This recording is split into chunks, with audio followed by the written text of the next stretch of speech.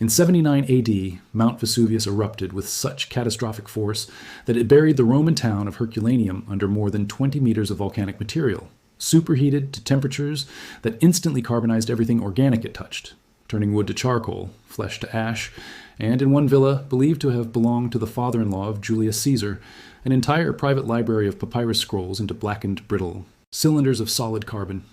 For centuries, those scrolls sat entombed, forgotten, until an Italian farmer rediscovered the villa in the 1750s, and workers began pulling hundreds of carbonized rolls out of the volcanic rock, the only large-scale library to survive intact from the entire classical world. And then, almost immediately, a second tragedy began. Scholars, desperate to read what these scrolls actually contained, tried to physically unroll them, using knives, chemical baths, mechanical unrolling machines even, at one particularly grim point, a method involving mercury. Most of those attempts destroyed the very text they were trying to save, shredding brittle carbonized papyrus into unreadable fragments. A few hundred scrolls, scholars eventually realized, would be safer left rolled up forever than opened and lost completely. And so they sat, sealed, unread, their contents a mystery for close to 250 years after their rediscovery, and nearly 2,000 years since the eruption that had both destroyed and, in a strange way, preserved them. On June 25th, 2026, that changed. For the first time since Mount Vesuvius erupted, researchers read a complete Herculaneum scroll from beginning to end, every surviving column, every surviving line, without ever physically touching or unrolling it. This is the real story of how that happened, what the scroll actually says, and why the researchers involved describe it not as an ending, but as the moment an entire lost library finally, genuinely became readable again. Let's start with the actual problem these researchers were up against, because understanding just how physically impossible this task seemed for most of the last quarter millennium is what makes the eventual breakthrough so remarkable. A rolled Herculaneum scroll is not simply a tightly wound tube of paper. It is a densely compacted spiral of carbonized, extremely fragile organic material, with dozens of paper-thin layers pressed against each other so closely that the physical act of separating them, even microscopically, tends to destroy them. And carbonization creates a second, even more fundamental problem beyond mere fragility. The ink ancient scribes used to write these texts was carbon-based, made from soot and gum, meaning that once the papyrus itself was also carbonized by the volcanic heat, the ink and the material it was written on became nearly chemically identical, both essentially pure carbon. Even if you could somehow safely peer inside a sealed scroll without physically unrolling it, using something like X-ray imaging, you would be looking for carbon-based letters written on a carbon-based surface, a problem roughly comparable to trying to read black text printed on black paper. The modern effort to solve this problem, known as the Vesuvius Challenge, was launched in March of 2023 by Brent Seals, a computer science professor at the University of Kentucky who had already spent decades developing digital scanning and virtual unwrapping techniques for damaged ancient manuscripts, together with technology entrepreneurs Nat Friedman and Daniel Gross, who provided substantial funding and organizational structure to turn Seals' research into a global, open competition. The project's core method combines two genuinely difficult technical achievements. First, high-resolution X-ray computed tomography scanning. Essentially, a specialized medical-style CT scan, but calibrated with far greater precision, is used to generate a complete three-dimensional digital model of a sealed scroll's internal structure without ever physically opening it, capturing the exact roll geometry of every internal layer.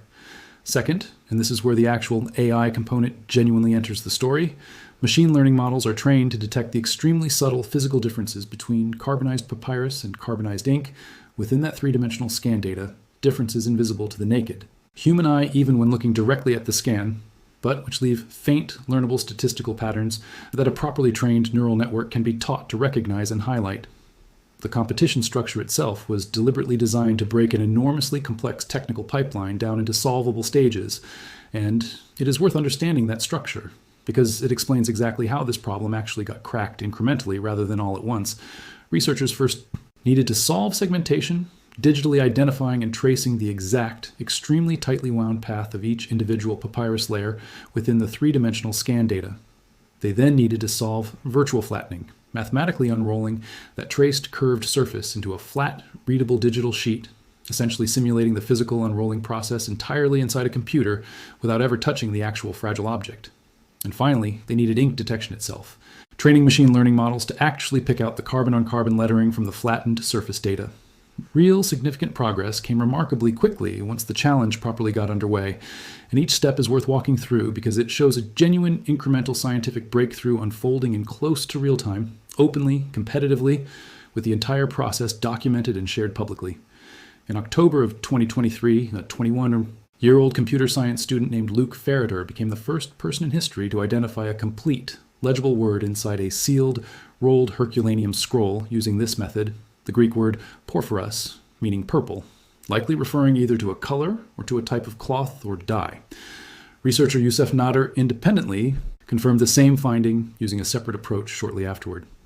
By early 2024, Ferreter, Nader, and a third researcher, Julian Schilliger, who had significantly improved the project's underlying segmentation tools, combined their work and claimed the Vesuvius Challenge's original $700,000 grand prize, having successfully recovered multiple substantial passages of continuous, readable ancient Greek text from inside a single sealed scroll publicly identified as Ferc.Paris. What that scroll actually contained turned out to be genuinely fascinating in its own right, and worth understanding before we get to the much larger 2026 breakthrough, because it set the tone for what researchers increasingly began to expect from this specific ancient library. The recovered text was identified as a work of Epicurean philosophy, and scholars have proposed it may be the work of Philodemus, a real historical Epicurean philosopher whose writings had already been known in fragmentary form from other physically opened Herculaneum scrolls, discussing subjects including pleasure, music, and food, including, in one particularly vivid, human passage, the author appearing to mock unnamed rival philosophers, generally understood as a reference to Stoics, for what he characterized as needless, self-punishing asceticism regarding life's available pleasures. It is worth pausing on that detail because it captures something genuinely remarkable about this entire project. The very first substantial passage of continuous text recovered from inside a scroll sealed by a volcanic eruption in 79 AD turned out to be an ancient philosopher's very human, very recognizable jab at a rival school of thought, the kind of intellectually catty aside that could have been written yesterday, sitting untouched and unread for close to 2,000 years. The Vesuvius Challenge did not stop after that initial grand prize, and the 2 years that followed involved a deliberate, methodical effort to rebuild the winning pipeline into something that could reliably work across multiple different scrolls, rather than remaining a technique that had only been proven to succeed once on one specific, especially cooperative scroll.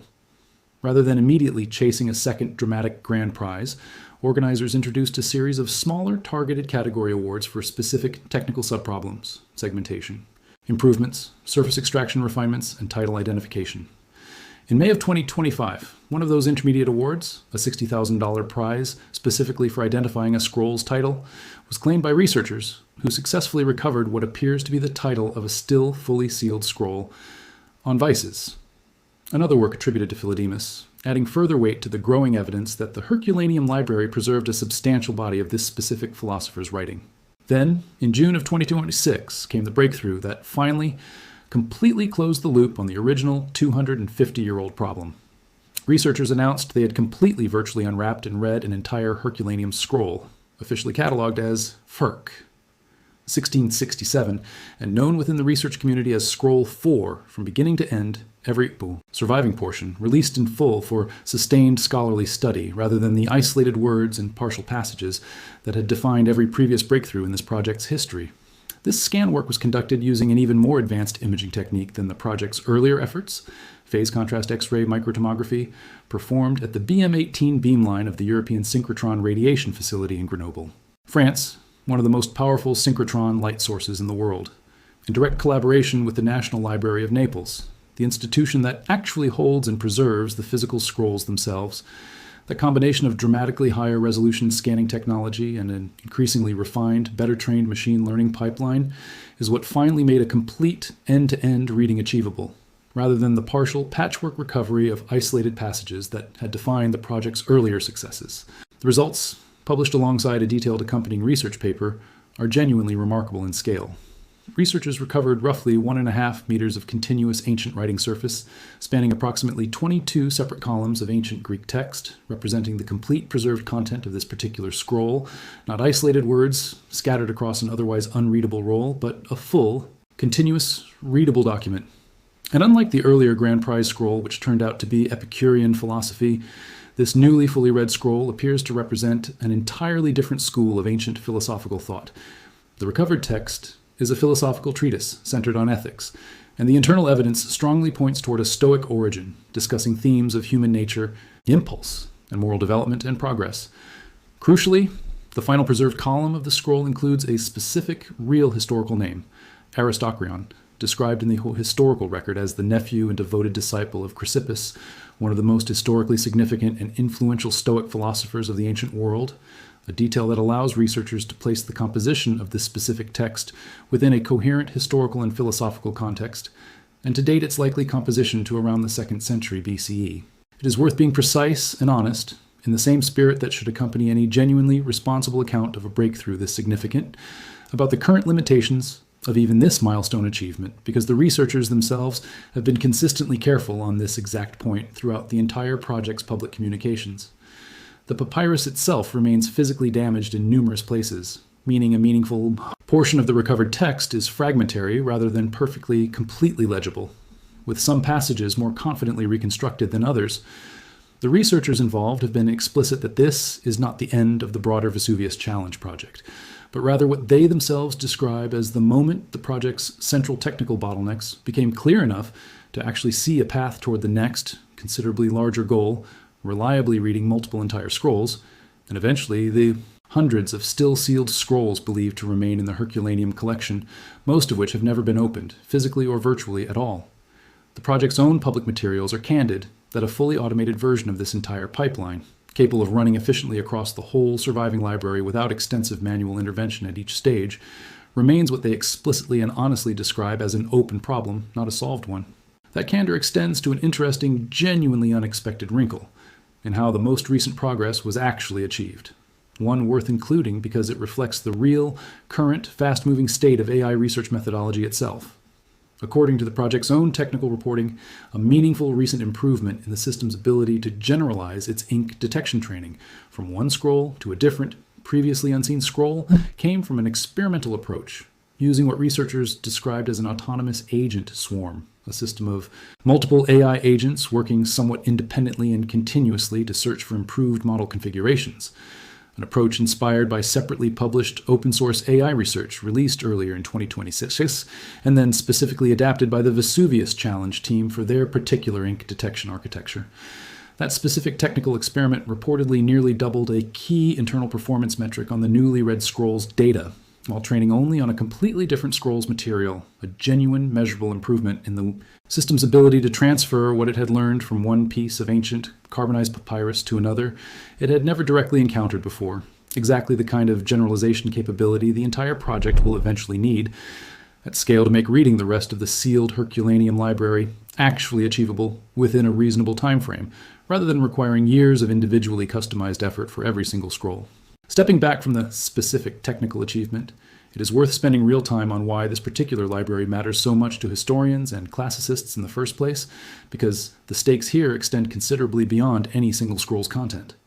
The Herculaneum papyri represent the only substantial library of texts to survive intact from the entire ancient classical world, an era whose surviving literature otherwise reaches us almost entirely through a much more precarious, indirect route. Later copies of copies, made and recopied by medieval scribes across many centuries, with the overwhelming majority of everything originally written in Greek and Latin antiquity lost entirely somewhere along that long chain of transmission. The Herculaneum scrolls are different in kind, not copies made generations later by someone selectively deciding what was still worth preserving, but original, first-generation texts, sealed and preserved by pure accident of geological catastrophe, capturing a genuine, unfiltered cross-section of what a wealthy, sophisticated Roman household in the first century actually owned, read and valued, rather than what later medieval European scribes happened to consider worth the enormous labor of hand copying. Of the small number of scrolls physically opened and studied since their rediscovery in the 1750s, the overwhelming majority turned out to be philosophical works connected to Philodemus and the Epicurean school,